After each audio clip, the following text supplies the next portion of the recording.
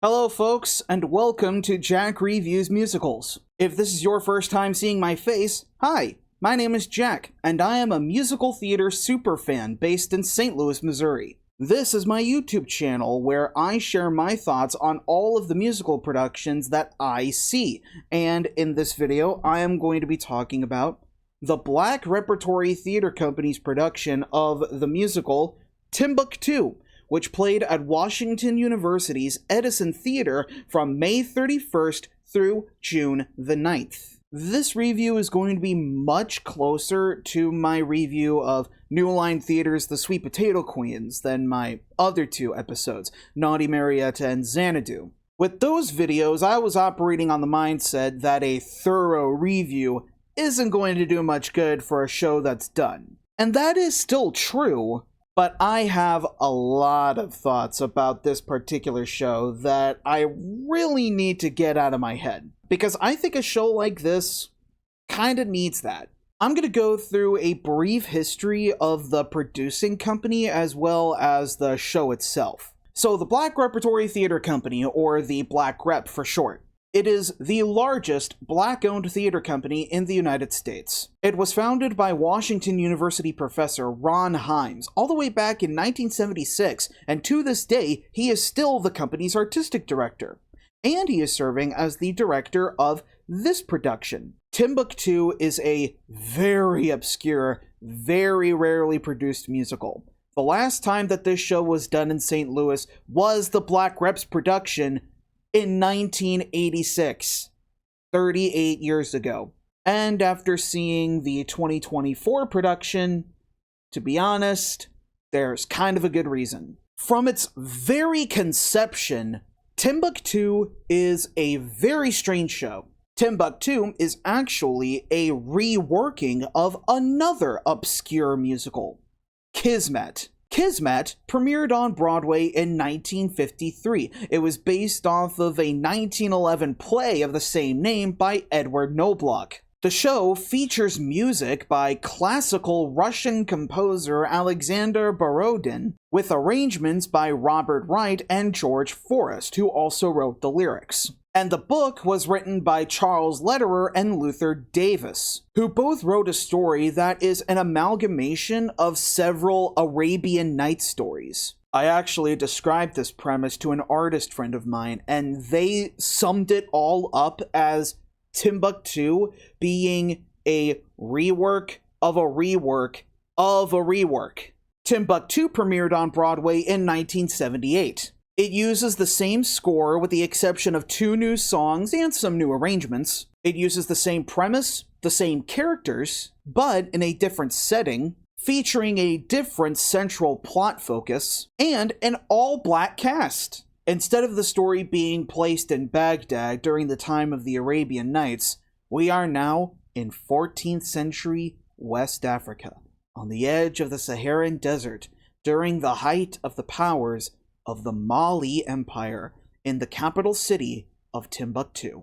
At its heart, the premise of our story is a fable, a folk tale. The main character is the poet. He's a struggling artist who is desperately trying to sell his talent for coin, even to the point that he gets his daughter, Marsinah, to steal food for them. While the poet is out busking on the banks of the Niger River, he comes across a dreaded river pirate named Mbala. Mbala holds up a bag of gold and promises to give it to the magician that will remove the curse that took his infant son away from him. The poet uses his penchant for rhyme and theatrics to convince Mbala that he is the magician, and so he wins the gold. And he immediately uses it to buy him and Mbala, you meant to say Marsinah, you prick, all the food they want and dressing them in the finest baubles, bangles, and beads. That's the name of a song. But it is soon discovered that the gold contains Mbala's signature, which ends up forfeiting the goods. The poet tells Marsinah to run away as he is arrested for theft. As Marsinah runs away, she wanders into a lush garden where she encounters a commoner named Dodo.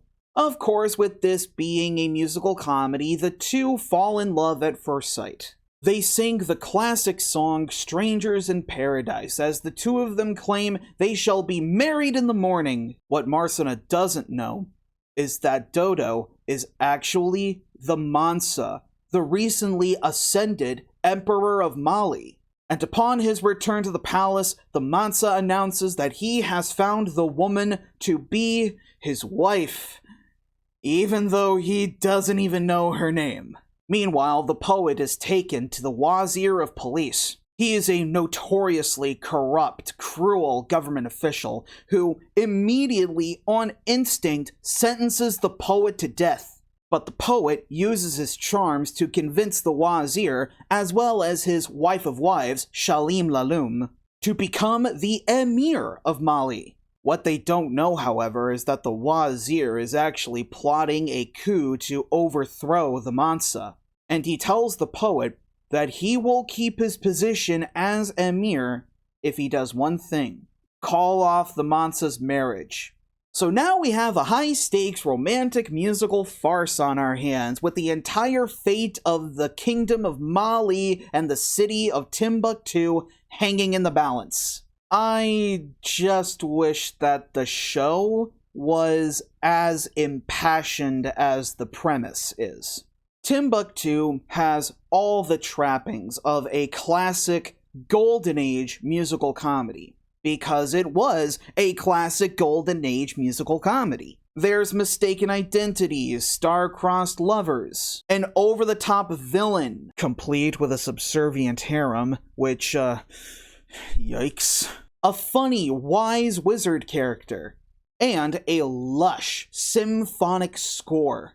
It's a sweeping celebration of the power of love. There's just one issue. Timbuktu premiered in 1978. At this point in the history of musical theater, the Golden Age is way over. We are right at the tail end of the experimental theater movement in America, and more musicals written by and starring Black theater artists have been cropping up on Broadway more than ever. Shows like The Wiz, Purely, Don't Bother Me, I Can't Cope. These were all musicals that when they premiered in the 1970s, they were really daring, really risky and edgy. And because Timbuktu is a reworking of an old-fashioned Golden Age musical, it has a lot of those antiquated musical comedy sensibilities, which results in the proceedings actually feeling even more dated than if it was actual Golden Age material. Think about this for a second. We have an African folktale being told in musical form coming out during the 1970s. This sounds like an off-Broadway experiment. I am expecting a lot more risk from this. The most revolutionary thing about Timbuktu is its integration of traditional African rhythm and dance. As it was done by the Black Rep, they are fantastic. The Black Rep's production utilizes traditional African choreography and Afro-Caribbean choreography by Haley Rainey, as well as on-stage percussion by Kaf P. Gway. With their forces combined, these two artists crafted such authentic-looking and authentic-sounding African rhythm and dance in a way that was really something to see. The choreography was really energized and wild, athletic in how frenzied it was. And the percussion was really inventive, really complex, and really pulse-pounding. Like every beat of those drums felt like a gunshot going off. It was powerful and really beautiful to watch. And the whole time I was saying, more of this, please! More of this! I wanted the whole show to be like this. And I also wish, too, that this show would be in a smaller venue than the Edison Theater. The Edison is very much a traditional, mid-sized proscenium theater. And Timbuktu is one of those shows that it's pretty small in scale, so you're probably more liable to see it in a black box theater, like the Marcel, for instance. So we have a show that is already a mess of traditional Golden Age musical comedy shenanigans and traditional African rhythm and dance being done in a theater that is a bit too big for it. And I'm going to be honest, in my opinion, I don't think that the staging by director Ron Himes and the musical direction by conductor Colin Healy adequately reconciled those conflicts, at least for me. Because of the Edison stage's size, the blocking was pretty awkward, and so the pacing at certain moments was pretty sluggish, and the comedic timing was rather weak. I remember on the night that I attended, most of the time the audience was pretty much just sitting there in silence. The performances that were mined from the cast, especially in the ensemble, were also pretty inconsistent. Their performance styles alternated between, being very broad vaudeville and also Rodgers and Hammerstein drama. It established a tone that for this production was very confusing. Watching it, there were a few times where I struggled to figure out who the main character was or even what conflict I was supposed to be following. Now, as for the music, the original orchestrations from Kismet were kept intact. But, again, the show was orchestrated like a Golden Age musical, which did not feel right for this kind of story at all. There were some songs that were so overdone in their arrangements, I was convinced for just a brief moment that the orchestra was playing the wrong musical cues. The over-arranging also made the actors very difficult to hear while they were singing, so I missed a good chunk of the lyrics from the show. And this cast was really trying their hardest. The poet was played by Dwayne Foster, and he does really great work. His portrayal of the poet's turn of phrase is actually very spirited, and he has a voice that is really enjoyable to listen to. I could just hear him read the phone book and I would be captivated. The star-crossed lovers are given very solid performances by Yvonne DeBose as Marsinah and Darius Lambert as Dodo. Both of them sold, being the very sweet, very wholesome, very lovey-dovey musical comedy couple. Their characters were both very likable, and they were very pleasant to hear sing. Shalim Laloum, the amorous wife of wives of the Wazir of Police, is given another solid performance by Amarachi Kalu. I really have to give props to Kalu in this production, because on Broadway, Shalim Laloum was played by Eartha Kitt, one of the greatest character actors who ever lived. And Kalu didn't even try once to do an Eartha Kitt impersonation. She really made this character her own, convincingly playing the weariness of her marriage to the Wazir, as well as her insatiable lust for the poet. The song, Rahad Lakum, where Shalim Laloum uses double entendres to describe the recipe for making Turkish delights, was really fun. Easily the standout of this production. The Wazir of Police in this production is played by Drummond Crenshaw, and Crenshaw utilizes a portrayal of the Wazir that mainly veers towards being a caricature of Donald Trump. He plays the Wazir like a doddering old man who is very cruel, but he's not very bright, or even that particularly menacing. Most of the time, I really thought that the Wazir's sputtering, stammering, whining, and writhing, they were a bit much for me. I found it hard to be really compelled by the Wazir as a villain, and I really do think it's because of Crenshaw's delivery. But again, that's just my opinion. That kind of portrayal is really not for me.